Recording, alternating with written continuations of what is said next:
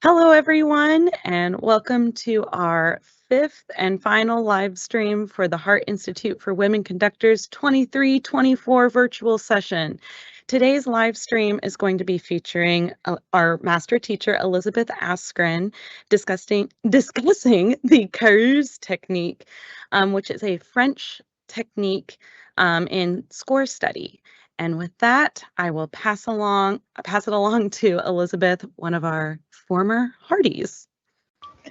Thank you. Thank you so much, Jennifer. Hi, everyone. I'm really happy to be here to share with you this technique, which is Carrures. It's a French technique, which I learned while studying in Paris.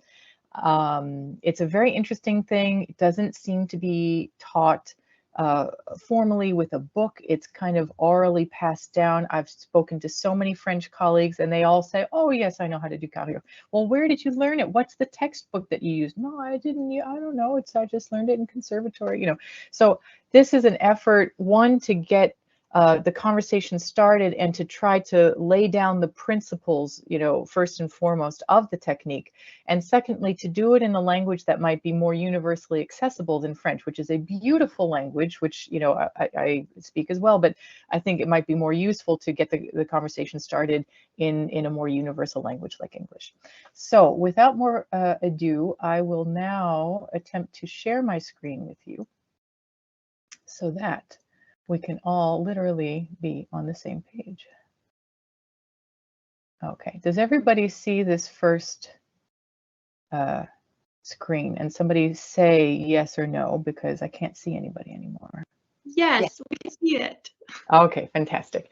So this Carrures introduction is part of a greater series, a video series that I created. At the time, this was commissioned by the Philharmonic, the Paris Philharmonic, in conjunction with La Maestra. I was a jury member for the 2020 session, and I was supposed to come over and give a master class.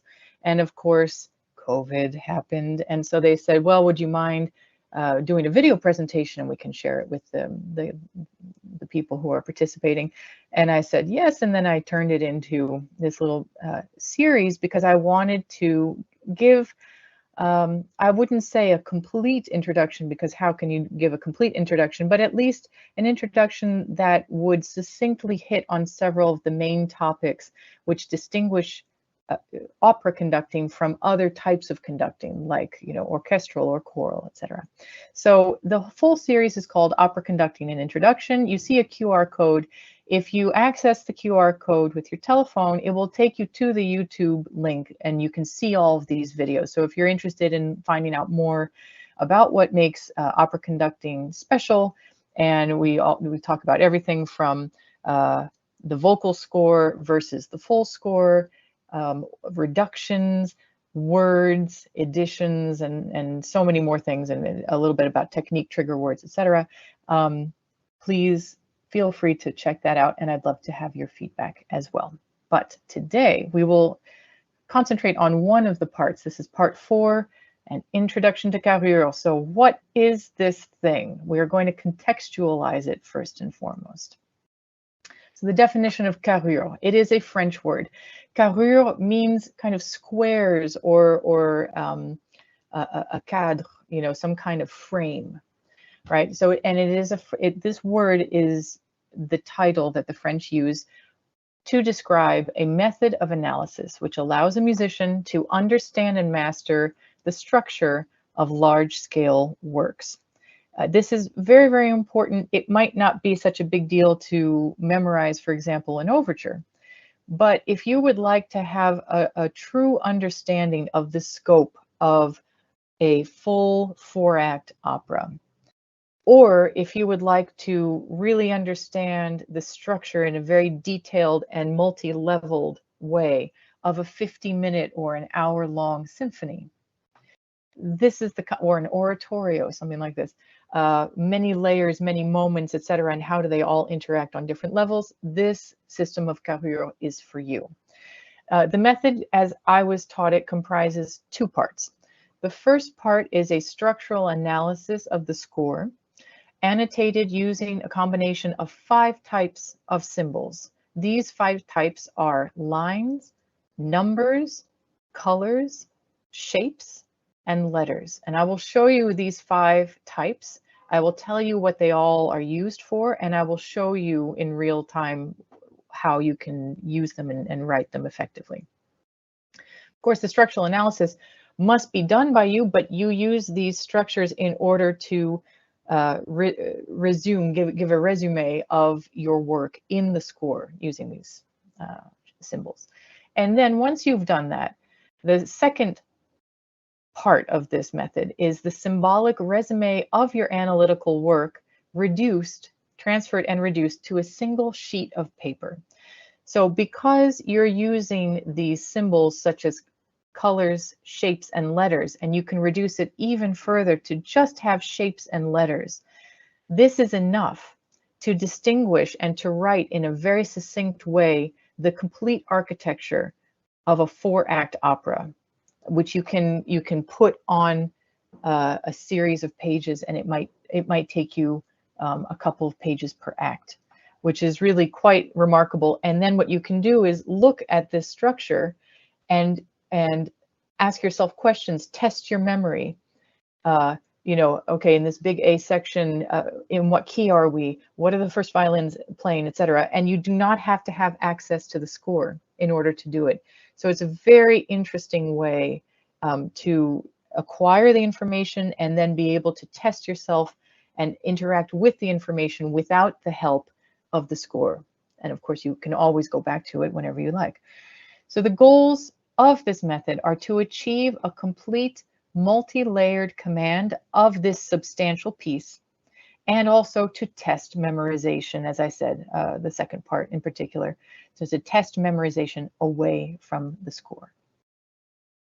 All right, now let's talk about the lineage. I think it's very important as scholars to always cite where you got this information from.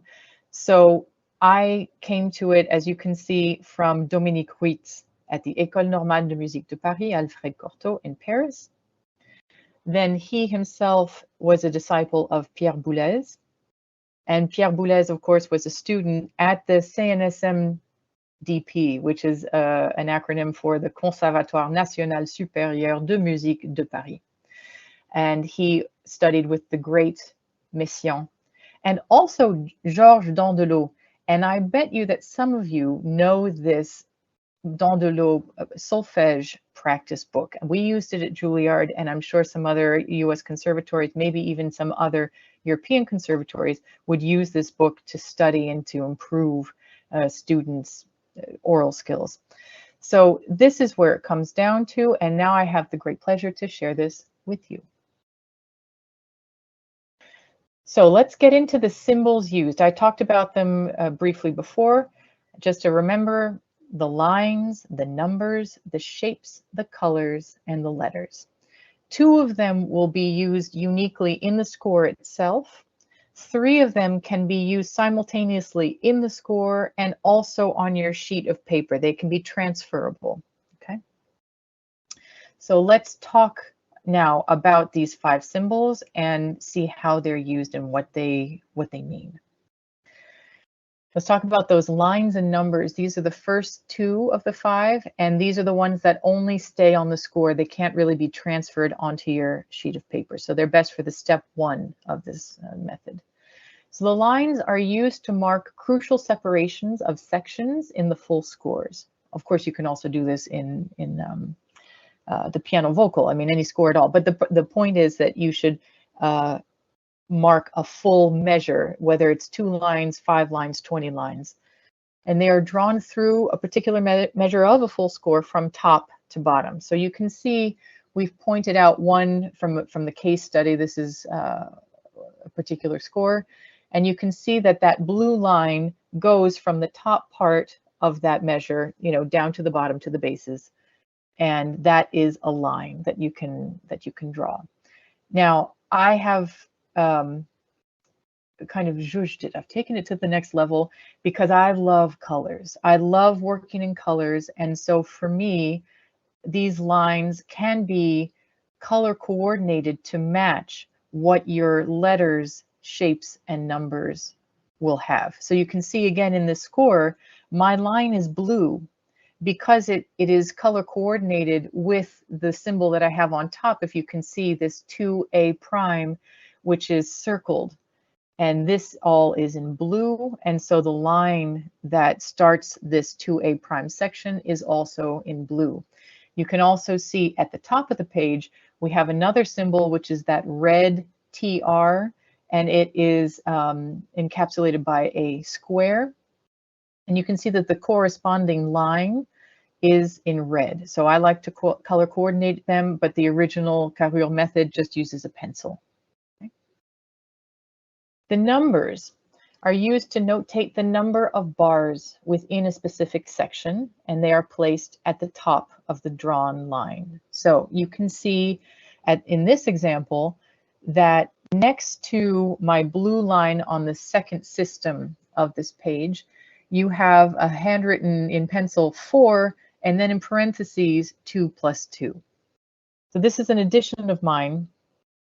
Usually you'll just write a number, 4, 8, 16, you know, whatever you like. I like to use brackets and parentheses to further group bars when useful. Now, maybe in a simple piece, you might not need to use brackets and parentheses. However, when you get into complex music, or when you get into extremely modern music, music that's changing meter all the time, aléatoire music, and so on, you might find that very important. Okay, so this is an extra addition that I found useful. And then we get to the 3 other shapes or symbols within these 5 symbols.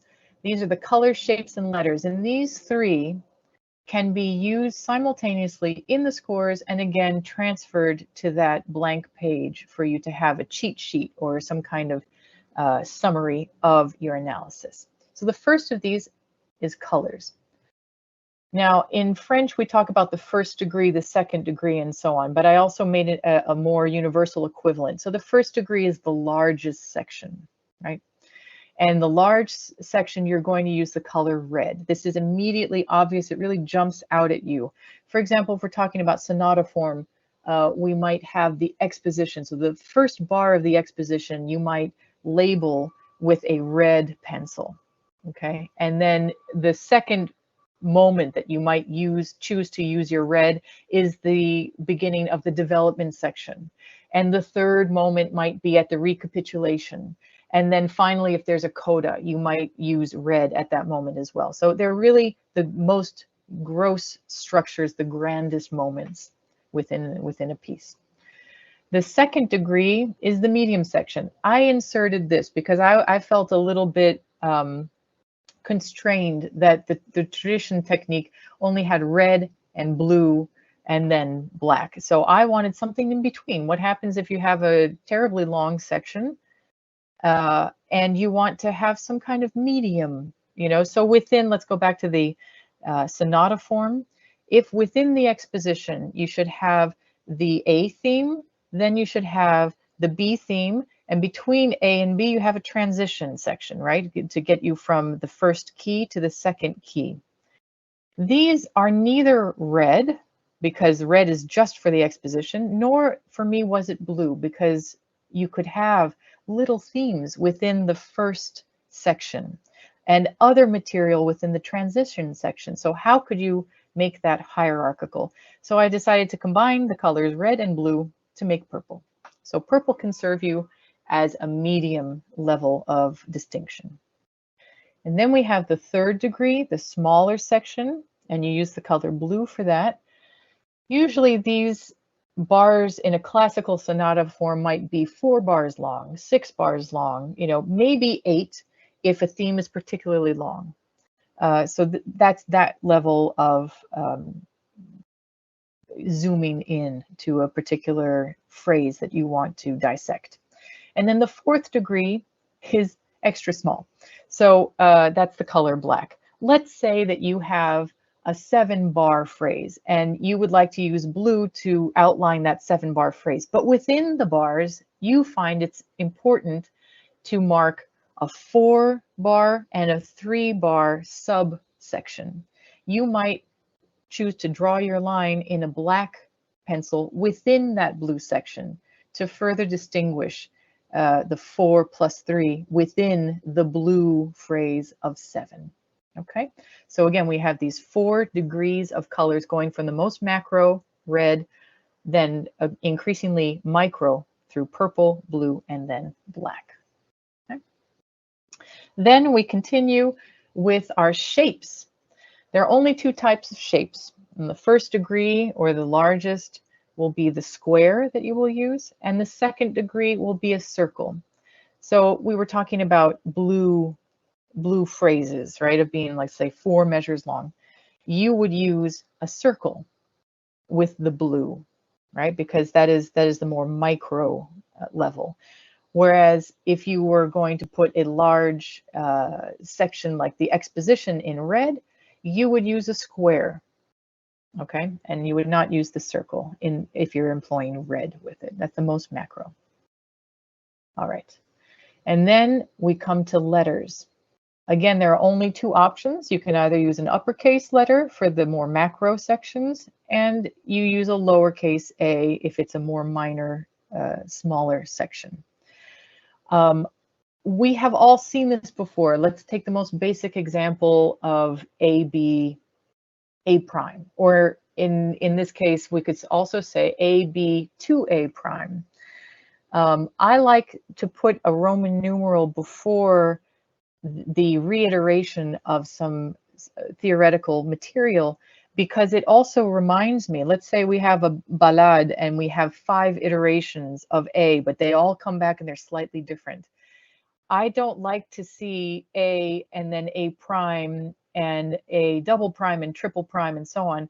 What's easier for me to remember mnemonically is A and then 2A, but if there's anything that changes, you put the prime, right? And then it's up to you to analyze and to remark what exactly has changed. 3A double prime, 4A triple prime, and so on. So I like both the Roman numeral and the prime and doubling and tripling, etc.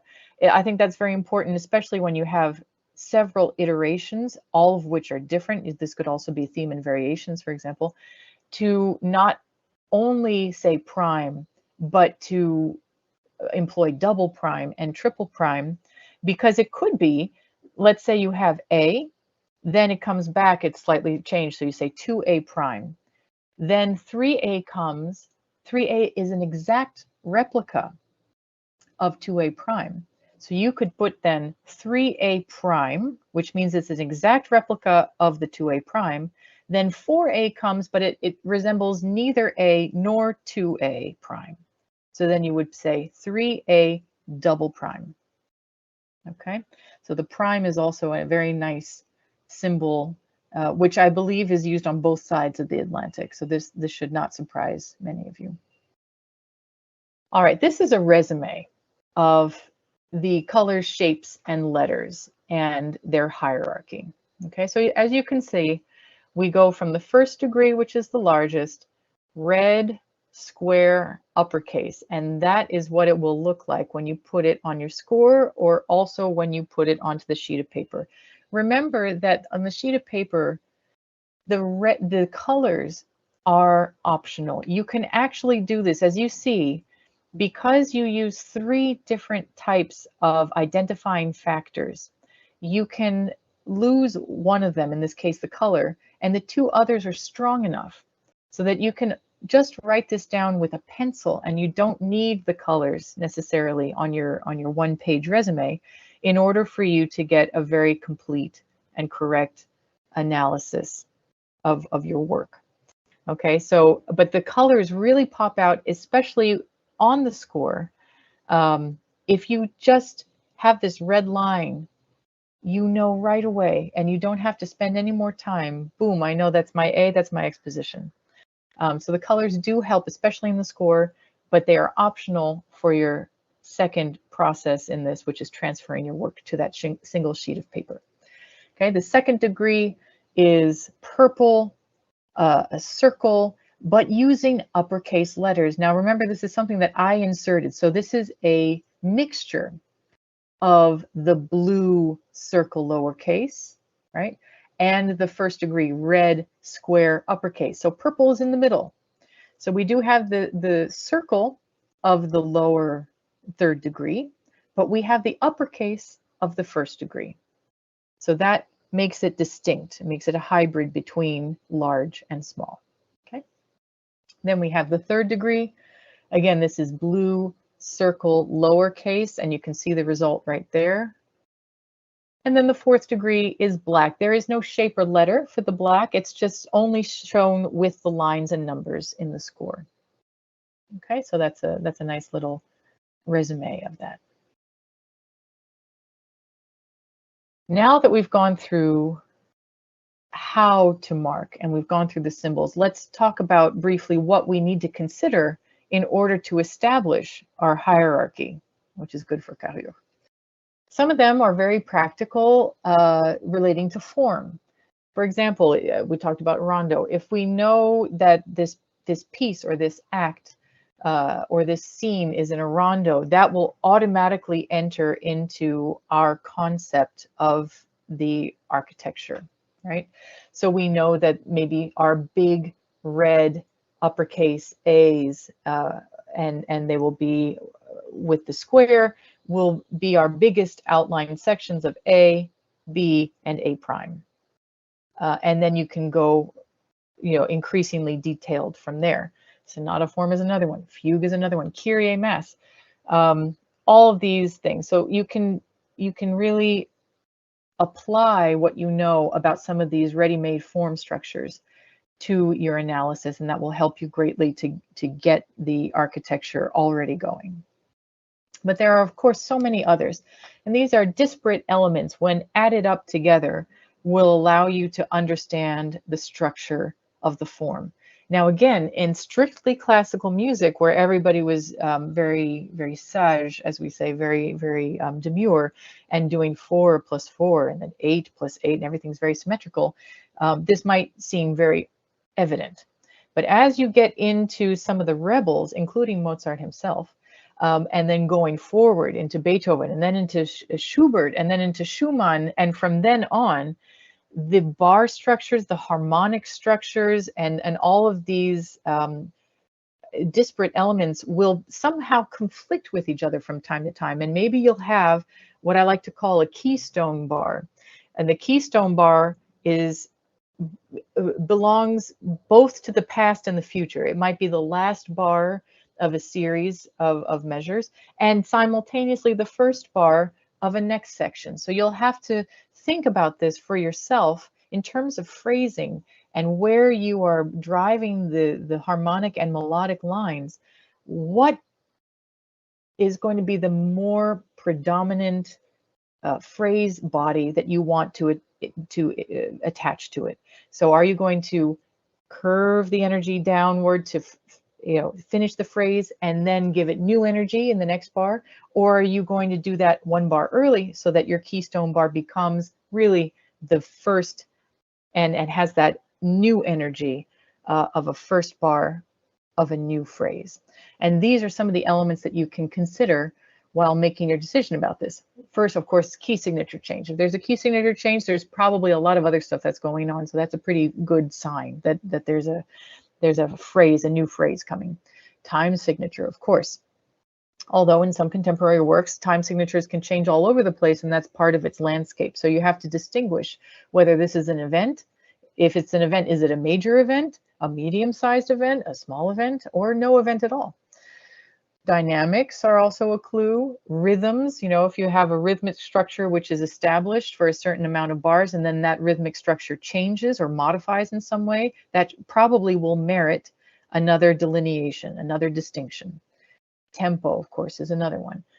The natural phrasing. If someone, and this happens very often, and again, earlier than one might think, the vocal line might have a particular organic phrasing, whereas the orchestral accompaniment has another organic phrasing, and they are not aligned. So which one are you going to follow? Because if you have not made this up in your mind, it will show in your stick.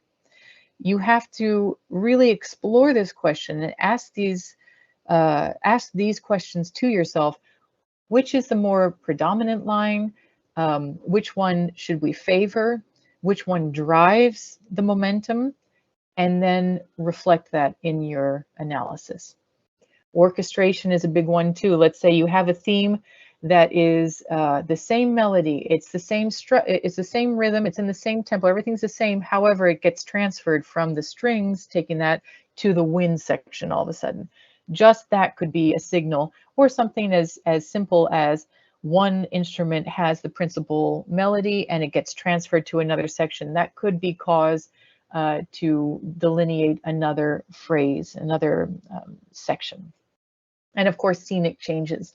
Every time in opera we have these scenic changes, that's pause for thought, and how are you going to label that? Is it part of a whole, or does another section in and of itself begin? So how are you going to handle scenic changes? Usually acts are pretty big and you start from zero again. But scenic changes are a little bit more complicated. Now we're going to go into a case study. So we understand what these 5 symbols are. We've seen the resume of the hierarchy. Everything seems more or less clear, maybe at this point. Let's see what it actually looks like. And I love using Zauberflöte overture, just the adagio, because in a span of, I believe it's 15 bars, we have a chance to use every single one of the 4 degrees. Okay. So here it goes. It's going crazy. We've got arrows everywhere. But look, this is a young score. Okay, this was me as a young conductor using the Carrures system. And you can see, for example, that I have my line after bar 3. And of course, it is a purple line because it is aligned with my purple B, as you can see. We have the number of bars. Hopefully you can see that. I've penciled that in, of course, at the top of the measure to tell me how many bars are in this specific section. And then you can see examples of the color shape letter combination on the large scale. You can see my big A, my big red A with the square around it. Then you can see an example of the medium. So you could see my B on the start of bar 4, which is purple, uppercase, and using the circle. Then you can see a small version of that. That's on the beginning of the second system. So that's a lowercase blue B with a circle around it. And then the extra small.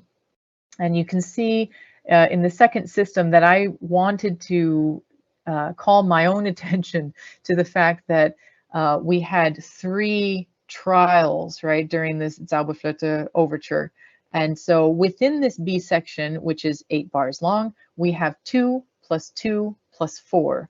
And that was important to me because the first of these phrases, only 2 bars. The second, only 2 bars. The third is twice, right? Twice the length. And so I wanted to remember the correlation and the relationship.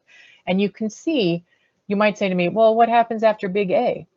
Well, I gave the first page of the Allegro so that you could see that I actually use big B.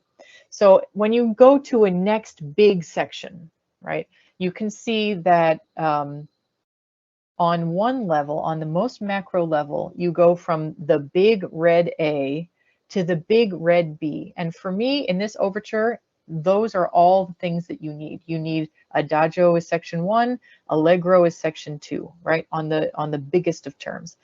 Then what happens in once you get into the allegro? How is it structured further? And you can see already at the beginning that I have my medium A, so it's the purple uppercase A with the circle around it. And on the next page, you're going to see my purple B.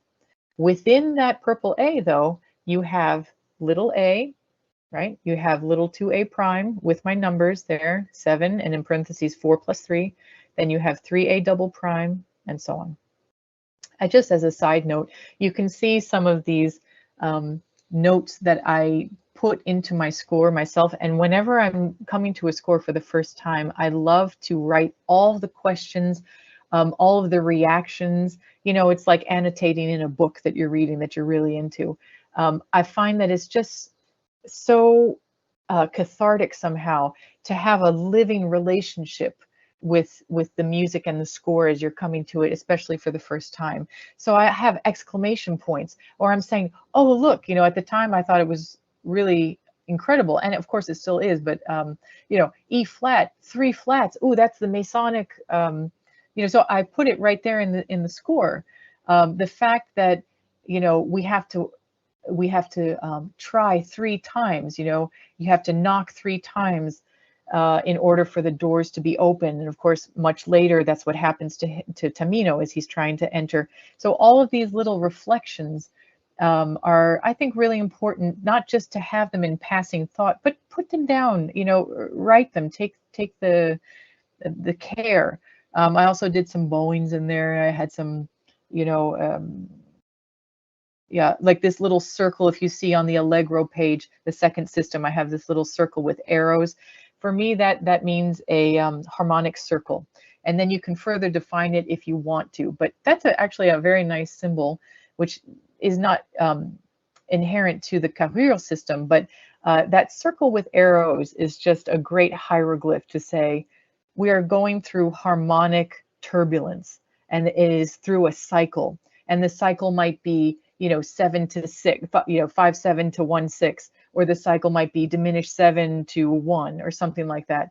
But there's a cycle, and it's for 3 bars. It's nice. Okay. And again, this is the hierarchy resume for those first 15 bars of Magic Flute that we just saw. So you can see that on the 1 level, you have nothing but big A, right? Because that's all that is contained within those first 15 bars of the Adagio. Then on the 2nd degree, on a more micro level, you have a purple A section and a purple B section. And within that purple A section, you just have little a. Let's go back for a second and see what I'm talking about. You see those first 3 bars? Bum, ba bum, ba bum, right? That I called medium A already. It's very nitpicky.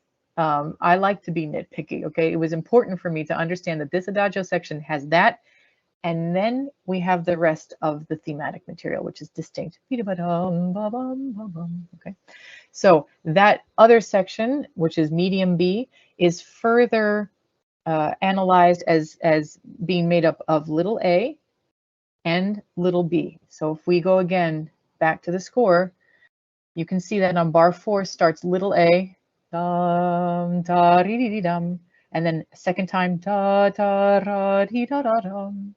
And then I call B, B, dum, B, da, dum, da, da. And I have several reasons to justify that. Remember, we're not looking for an absolute, indisputable reason. What we're looking, this is a study aid and a study guide, and it's extremely personal. And what's really wonderful is that you can spend time talking about this with your colleagues and saying, you know, what do you have? What did you do for this section? And they might have a different set of Carrures. They might have grouped it differently. And let's think about why that is, you know, and what arguments do they have? And it's a wonderful thing to be able to talk about that with your colleagues. So my personal thing was that the little B section was 8 bars long, and as you know, further divided into 2 plus 2 plus 4, right? And this is how you can see it. It's the resume of that structure on all the levels, okay? From the 1st degree to the 4th degree. And this is the 1-page resume. Now, this is not just the Adagio, of course. This is the whole, this is the whole overture. So you can see the difference. What I like to do is kind of go left to right and simultaneously downward. Now you can adapt this. You can adapt it to anything you like. But for example, if you look down the left-hand most column, I chose to make distinct sections. So the exposition, I had a first section, then I had the development in a separate section and the recap, right? And so furthermore, I had a red A, but you see I have black and white here. So the red doesn't come into play because I had a pencil.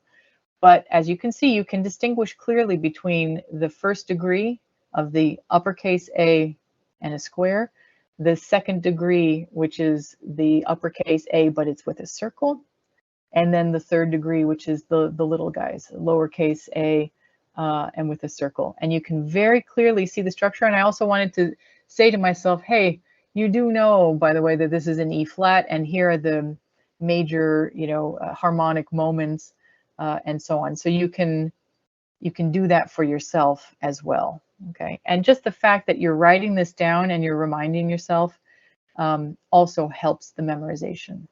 Okay.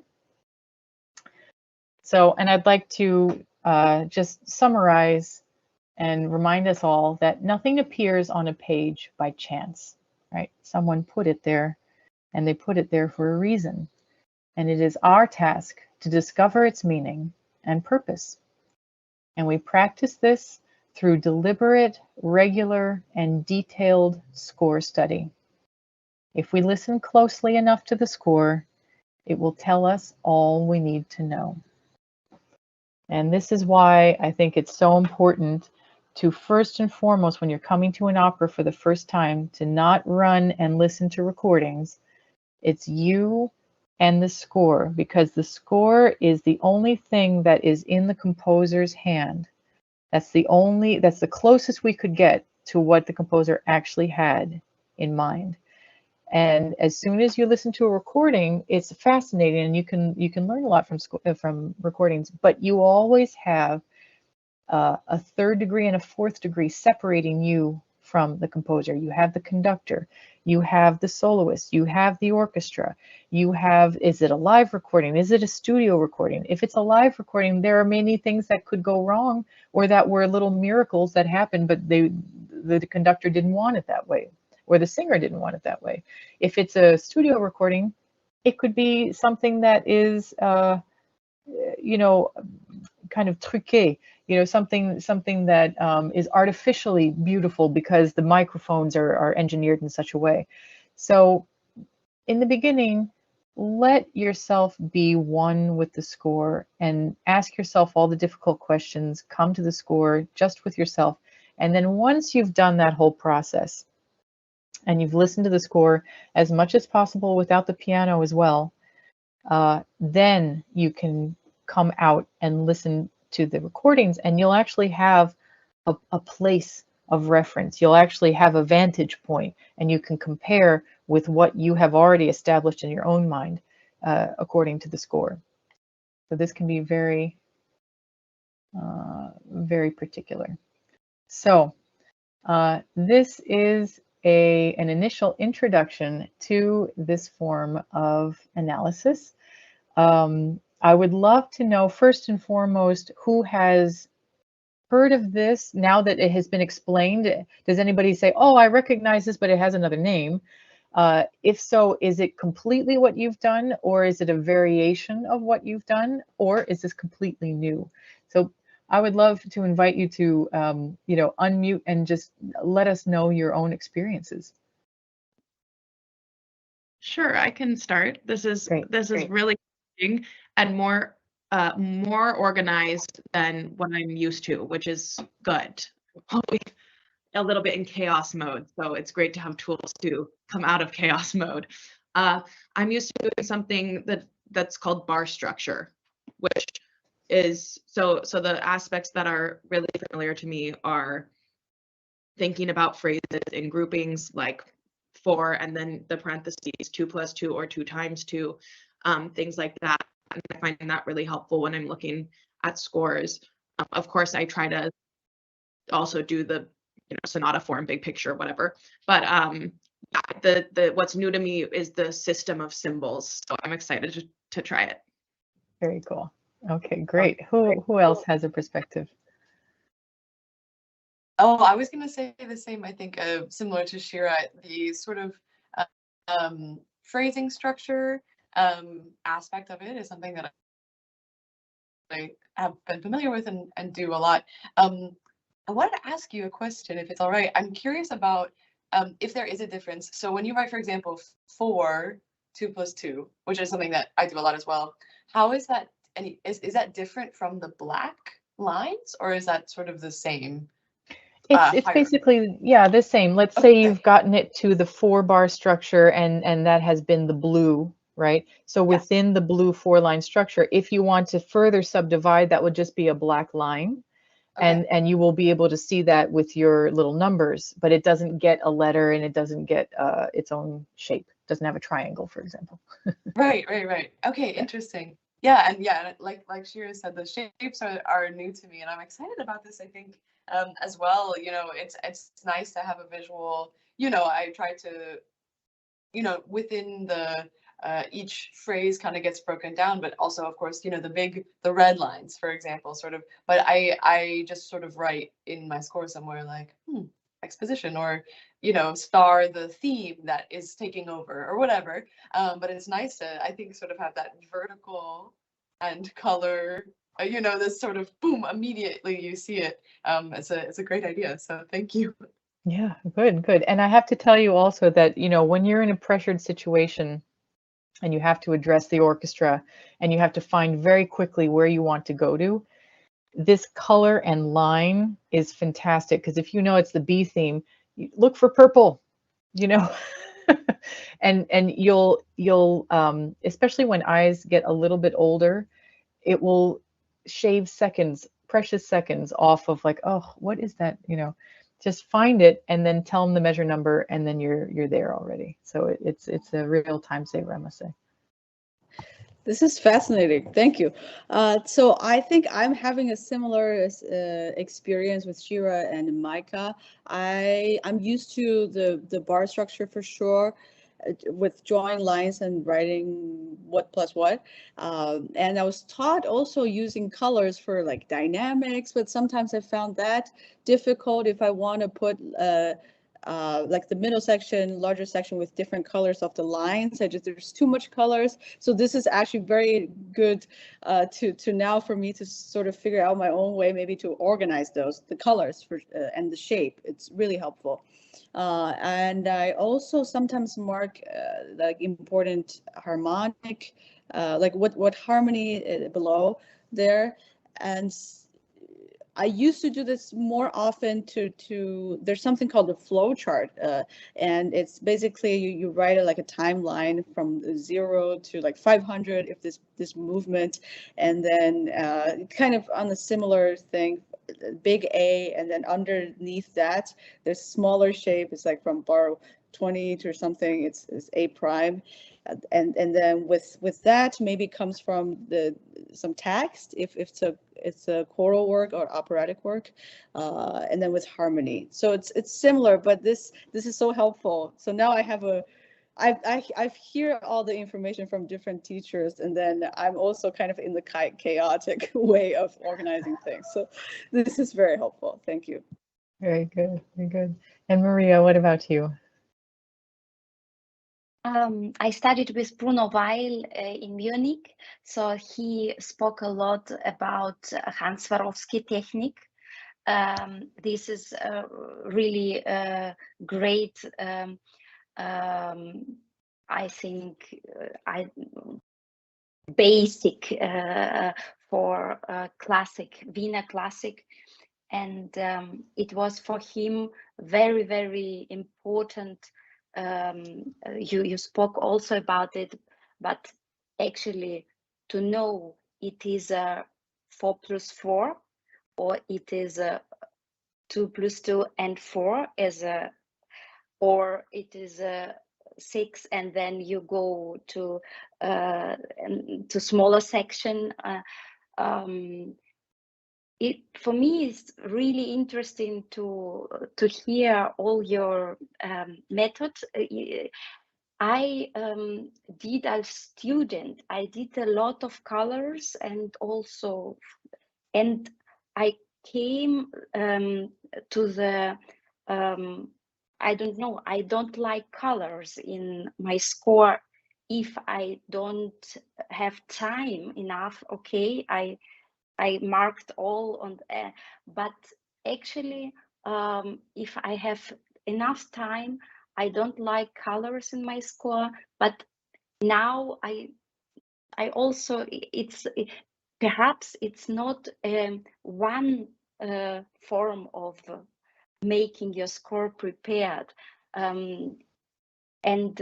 Yes, it is very valuable to know how can you prepare perhaps different scores. Yes, But yes. I will take this with letters. I find is really nice, and also to write them down. It's also really great to have a micro. So my problem often is I am too detailed, and to lose this really great idea about the whole structure. Yeah, that's right. That's right. It is a point fort. And you know, it's true that some people, they don't like to write at all in their scores. Or you have a maestro who has been conducting one particular work for 20 years, you know, and they've done 200 shows of it, and they have a beautiful clean score because maybe scores 1, 2, and 3 are like, you know, but they're at the house, right? So it just depends on people. I think some people are more or less attracted to color in general, and they need it more or less to absorb, you know, information. So it really does depend. And I will say that in another section in this video series that I talked to you about before, I do talk about using the vocal score and the full score. And this is whether you're a pianist or not. You should be actively referencing the two for so many reasons.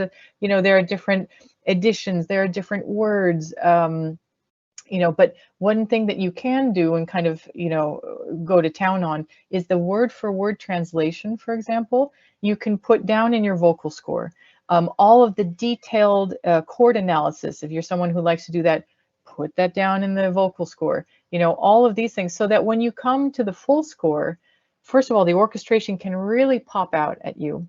And you don't have to put these kinds of propos that you've already done and you've already notated somewhere. You can reserve your comments if you want to put comments, either for structural mnemonic devices or for orchestration. You know, the French also have this, the green is used for the woodwinds, the red is used for the brass, and the blue is used for the strings.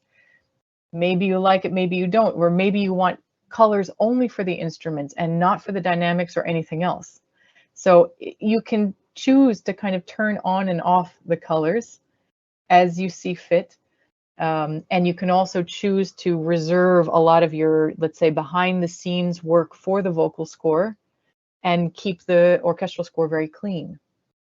So many ways, you know, in which to approach, but I would say do actively work on both versions of the scores, even if you're not a pianist. Yeah, good. I wonder if you have any other questions, either concerning Carrures or analysis in general, or how this might even transfer in different genres or anything. Let's open up, you know, the forum to see if there are other questions that you might have.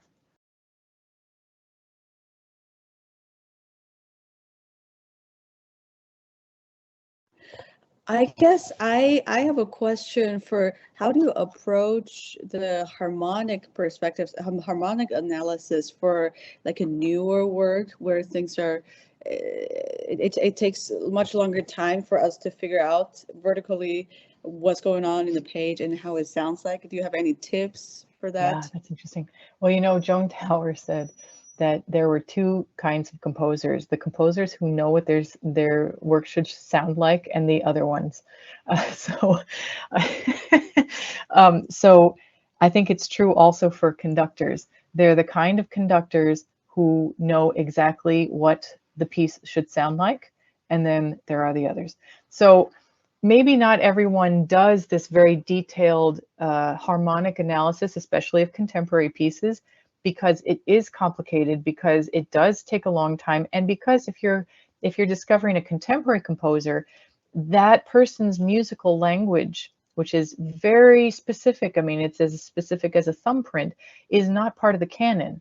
So not only are you discovering this work, but you're also discovering the language of this particular composer. So truly it is a lot of work. It's a very high entry level, right, for the work.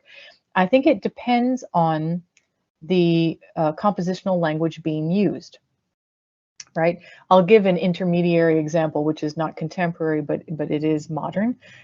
Britain, right? Britain uses both atonal and tonal and polytonal techniques. And so, you know, how do I feel comfortable being able to say I can conduct the score is by kind of the mechanic approach. The mechanic approach is if I can take it apart and put it back together, I know it. And so that's what I will do with one of his scores, for example. In any scene, I did Turn of the last season. I did two. I did Midsummer Night's Dream and Turn of the Screw. And for both of them, I went after the tone rows. I wanted to know in each scene where the tone rows are, you know, and pick them out and establish them, as well as the polytonal nature. So I had three kind of systems of tonality going, you know, through each scene to see how the atonality overlaps with plain tonality, and then the poly, if there's a second tonality being used, bitonality. And that's not even talking about, you know, form or words, you know, if words are repeated or if you have new words at some point, and does that overlap with music, new music, or is it the same music? So I like to isolate each element, you know, it's that kind of divide and conquer. If you're doing something that, gee, I don't know, Stockhausen, you know, or something that's aleatory, like, I don't know, a John Cage piece or something, what I would do is if there's any literature on it, go find literature. You know, there are some amazing 20th and maybe now 21st century books that are canons of how to analyze. Bartok can get very thorny, by the way, you know, on the wheels, you know, the chordal wheels, and getting into atonality, but through very, very complex harmonial evolutions. And so it's interesting if you can read the writings of musicologists whose true main purpose is to make these treatises and these texts to give you an idea already, you know. If that person, no one's writing about that person, but people are writing about the school, you know, the school of composition, that's interesting to read about, and so on. So I would try to help myself with as much, you know, literature out there, JSTOR, you know, any of the papers that are circulating if a book hasn't actually come out, but some very interesting papers. And then, you know, the way in which Carrures is a system, but it is a very personalized system. And so it should, the bottom line is it should function for you. It should make sense for you. The same thing is true for, I think, any type of analysis. If you need to color your extremely contemporary score because it doesn't make sense to you otherwise, you just see this is pink, you know, and this is pink, they're all playing together because they're oscillating in these notes, you know, and they have this kind, you know what I mean, to outline however you need in order for you to absorb. And sometimes when I've had very complex contemporary pieces, I've made 2 copies of a score, and I've made one where I do everything. I don't censor myself. I just go in and I make all the drawings, all the things that I need. And then once I've done that, then I come to the clean one and I say, okay, what do I need now, you know, in order to do this properly? There was something else that I thought could be helpful. It will come to me.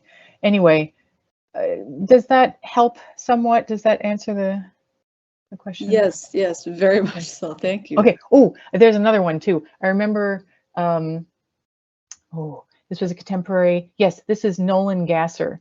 I did a work of his last season, and I remember not just him, I mean, Stravinsky was doing this too, but constant metric changes, right? 3, 8, 2, 4, you know, and going from 4, the bottom, quarter notes, eighth notes, 16th notes all the time, all over the place. How do you deal with that? Is there any way that you can absorb it more quickly, or that it looks, is there a shorthand for that, basically? I devised what works for me. I've devised a system that works for me when it's all over the place and I have to remember the tempo is constant, but they're changing all the time. And it has to do with Roman numerals. I really like hierarchies. Yeah, Roman numerals, numbers, and symbols. So let's say we're going from a 3-2 to a 3-4 to a 3-8, right? So the 3-2 would have big Roman numeral 3. And I might put that boom smack in the middle of the orchestral line, because I have to remember I have to go 1 and 2 and 3 and, right? Then 3-4, I put a 3, like the number 3. And then for the 3-8, it's the smallest one, so I use symbols. So for me, 3-8 would be a triangle. So what you would see bigger than any little kind of time signature that you need to look at is Roman numeral 3, number 3, triangle. And think about it with Stravinsky, Rite of Spring. And then if you want to transfer those symbols onto a page, you can do the same thing. You don't cheat by looking at the score, but you're like, okay, what's happening here? Who's playing? In what tonality are we? What's the dynamic? What is the articulation? And all these things. So that's another way that you can, kind of do this and test yourself without seeing the score.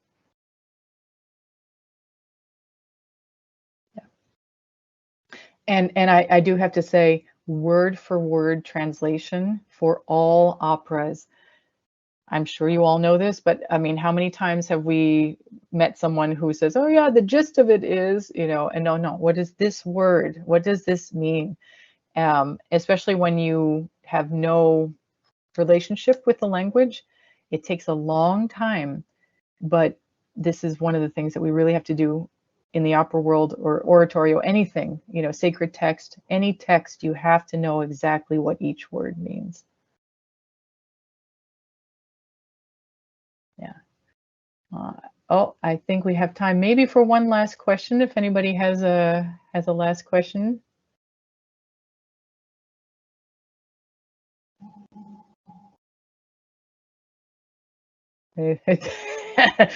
Micah, I see you.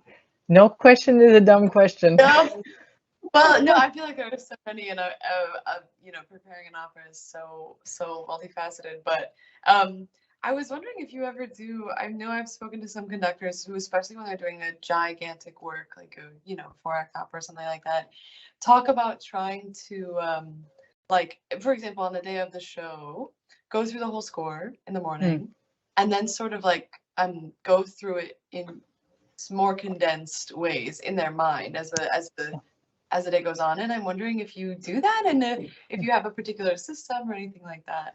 That's a great question. Yeah. And I have found a rhythm, and maybe the rhythm will evolve, but the rhythm right now seems to be, wake up. And by the way, we're going to get into nutrition, and we're going to get into exercise too, because this is real. Like when you're on the road for a long time and you're conducting a 3-hour opera, you have to take care of your body. Because otherwise, you're gonna suffer mentally. You suffer, and then eventually you have issues. So we'll get into that another time. But generally, wake up, have a nice breakfast, have a stroll, and then go to the place where your scores are. Is it at the theater? Is it back at your hotel? Where is it? And for me, I like to, just go through like an old friend. The friend. The friend is there. You're going to look for the little moments, right? The tempo change. You're going to look for the moment. Oh, yes, the sextet. Did it go well?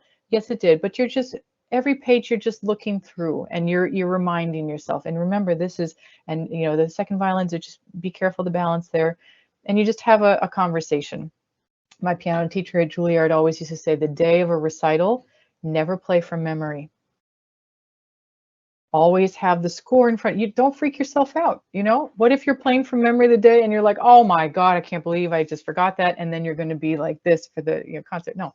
So it's same thing with, obviously you don't conduct through it, unless you need to feel some equivalency or something like that. And so I do that, and then I put it away, and then I sleep. And then I wake up and I'm refreshed. I take my walk back to the theater, and I stretch, but I only stretch like less than 30 minutes before, because you don't want to warm up the body too soon. Everything is crazy. I go and see my singers, every time I see the singers, give them positive energy. I want to know how they're feeling. Are they all right? Do they feel good or not? Listen, I don't feel so good. Can we take it a little slower, or whatever it is? And then if I have 5 minutes beforehand, that's enough for me. And then I just go like clear the mind. Just clear it. Don't worry at this point. Clear your mind and let yourself be open to whatever is going to come. It's going to be perfectly imperfect. And let's make some music. And that's how I try to get myself in the zone. And I think that's a beautiful transition into the making of music that these 4 fantastic participant conductors will be making on January 28th at 7:30 p.m. See them in all of their glory. Thank you so much, Elizabeth, for teaching us more about different study techniques and this fantastic one that not many people know about. With that, I would like to thank our viewers for joining us for our live stream sessions of the Hart Institute for Women Conductors 23-24 virtual session. And with that, we have a wrap. Thank you all, and we'll see you next year or at our January 28th concert.